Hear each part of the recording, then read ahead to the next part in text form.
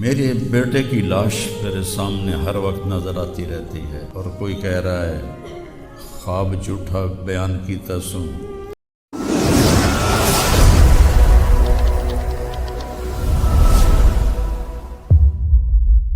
السلام علیکم ورحمۃ اللہ وبرکاتہ۔ معزز دوستو، مولانا طارق جمیل صاحب آج روتے ہوئے، ہاتھ جوڑتے ہوئے تمام ان لوگوں کی ریئیکشن کا جنہوں نے مولانا صاحب کے بیٹے طارق عاصم جمیل کے وفات کے بعد مولانا صاحب نے جو خواب بیان کیا، اسی طرح قرآن خوانی کی، تو لوگوں کے جو ریئیکشن مولانا صاحب پہ آئے، مولانا صاحب نے آج ہاتھ جوڑتے ہوئے روتے ہوئے ان تمام شکوں کا ازالہ کیا، اور یہ بات مولانا صاحب نے آپ عنقریب اس کے خطاب میں سنیں گے کہ میری درد کو سمجھیے۔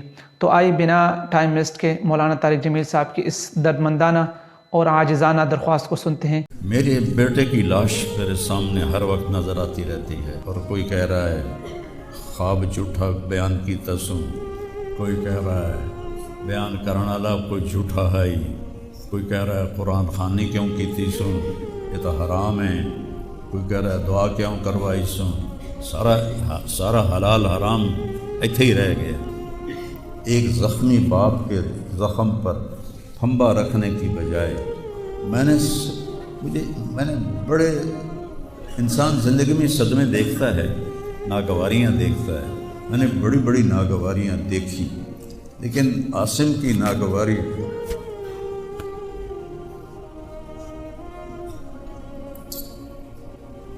حضرت عبداللہ بن ابو بکر کے اشعار ہیں جو میں نے تھوڑی تبدیلی کے ساتھ آپ کو ذکر کیے ہیں۔ اے عاصم، جب تک سورج چمکتا رہے گا تیری یاد میرے اندر تازہ ہوتی رہے گی، میں تمہیں کبھی بھلا نہ پاؤں گا۔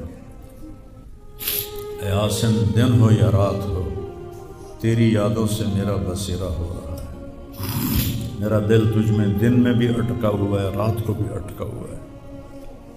یہ اس وقت میری حالت ہے، تو میں اس کانپتے ہاتھ کو دیکھتا ہوں، پھر یہ شعر پڑھتا ہوں۔ ترکت ابا کا مرشتاً یدا، تو نے کس حال میں باپ کو چھوڑا کہ اس کے ہاتھ کانپ رہے ہیں۔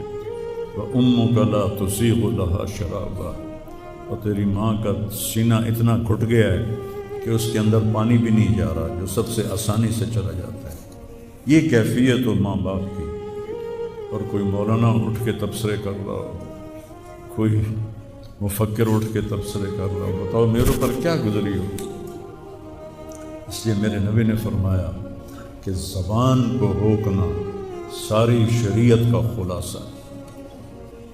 دین بیان کرتے ہوئے جن کی زبانیں زہر بن جائیں اور شعلے برسائیں، ان کو بھگتنا پڑے گا آخرت میں۔ میں نے اپنا حصہ معاف کر دیا، میں نہیں چاہتا کہ یا اللہ، میں نہیں چاہتا، میری توبہ کہ میری وجہ سے تیرے محبوب کے کسی امتی پر کوئی تکلیف آئے، میں نے سب معاف کر دیا۔ لیکن اللہ کا نظام تو چلتا ہے، اور صرف لائک لینے کے لیے جھوٹی خبر، چند پیسے اکٹھے کرنے کے لیے، وہ یہ نہیں جانتے کہ ایک باپ کا زخمی جگر اور کتنے زخم گہرے ہو جائیں گے تمہارے چند پیسوں کے لالچ، اور کرنے کو کوئی باتیں ہیں نہیں، اور جو اس قسم کی واہیات بولتا ہے اس کو لوگ سنتے بہت، کوئی مثبت بات کرتا ہے تو اس کو سنتا کوئی نہیں۔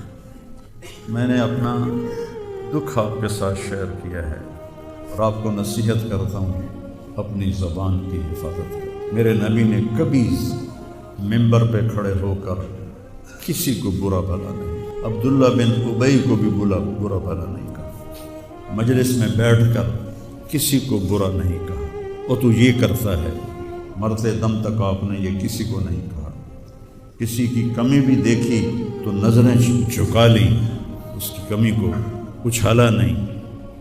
ہمارے ہاں، ہمارے خطیبوں کے ہاں یہ دین بن چکا ہے کہ ان کے سامنے میرے نبی کی سیرت نہیں ہے، تو میں آپ کے سامنے ہاتھ جوڑتا ہوں، ویسے بھی کسی کو اپنی زبان سے دکھ نہ دیا کر۔ چہ جائے کہ ایک جوان بیٹے کی موت کا غم لیے ایک زندہ لاش پھر رہی ہو، اور اس کو پتھر مارے جائیں، اور اس پر اپنی اپنے غصے کو نکالا جائے، بڑے دکھ کی بات ہے، بڑے درد کی بات ہے۔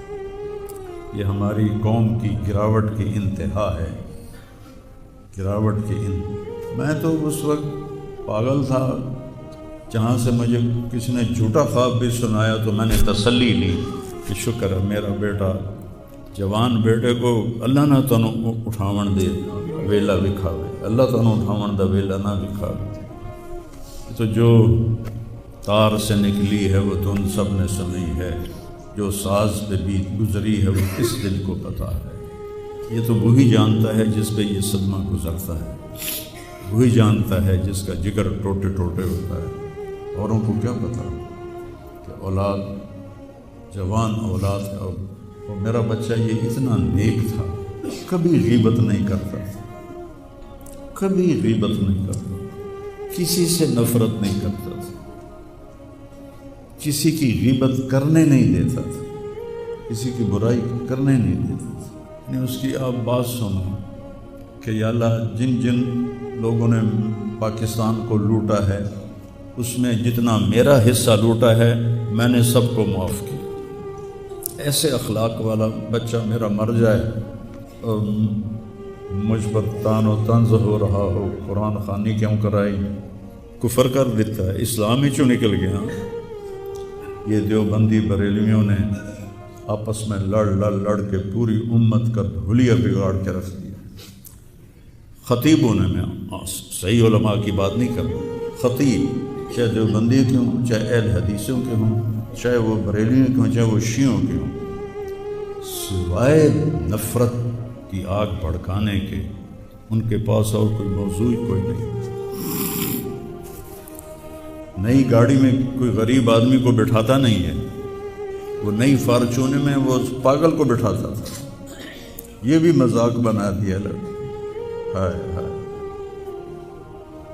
ارے اور دل ہی تو ہے نہ سنگ و خشت، درد سے بھرنا آئے کیوں، اور تم مجھے اور رلا رہے ہو۔ اس کو بھی مذاق بنا دیا۔ وہ ابھی بھی زندہ ہمارے گاؤں میں جائیں ویکھنے جا کے ویکھ لو۔ اور اس نے کہا کہ میرے رب نے میری بخشش کر دی اس ملنگ کی خدمت کی وجہ سے۔ اسے پاگل دے کپڑے وٹامنا، ناوامنا، وہ دے وال کٹامنا، وہ دے نو کٹامنا، ایک زمیندار دے بیٹے دا اے کوئی سوکھا کام، وہ دے ماں پیو نان کر دے۔ اتنا غریبوں سے اس کو پیار تھا، اور سخاوت کوٹ کوٹ کے بری تھی، اور نوکروں کو بھی بھائی کہہ کر بلاتا تھا۔ ہم لوگ بلاتے ہیں اوے ایدے آ، ہمارے جو ہم نے اپنے والدین کو دیکھا، چاچے تائے بابے دیکھا، اوے برا کہتا بھائی ادھر آئیے۔ یہ وجہ ہیرا بندے دا کھڑی جاوے تو دا کیا بس شرم ہی نہیں ہوتی لوگ کم بختاں چار ٹکے یا سستی شہرت لین واسطے